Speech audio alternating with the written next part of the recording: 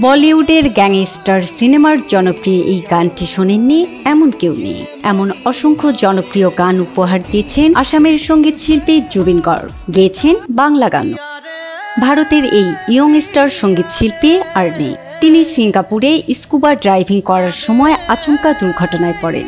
এরপর সমুদ্র থেকে গায়ককে উদ্ধার করে সিঙ্গাপুর পুলিশ। স্থানীয় একটি হাসপাতালে ভর্তি করা হয় তাকে। সেখানে আইসিইউতে রাখা হয়েছিল। তবে শেষ পর্যন্ত প্রাণে বাঁচানো যায়নি এই শিল্পীকে। শুক্রবার 19 সেপ্টেম্বর স্থানীয় সময় দুপুর 1:30টার দিকে ঘটে এই দুর্ঘটনা। আসামের এই জনপ্রিয় গায়ক নর্থ ইস্ট ফেস্টিভ্যালে যোগ দিতে সিঙ্গাপুরে গিয়েছিলেন। শুক্রবার সন্ধ্যায় তার মঞ্চে ওঠার কথা ছিল, কিন্তু তার আগেই ঘটে গেল এই মর্মান্তিক ঘটনা। মৃত্যুকালে জুবিন গর্গের বয়স হয়েছিল 52 বছর। সঙ্গীত জগতে তার এই আকস্মিক মৃত্যুতে শোকের ছায়া নেমে এসেছে।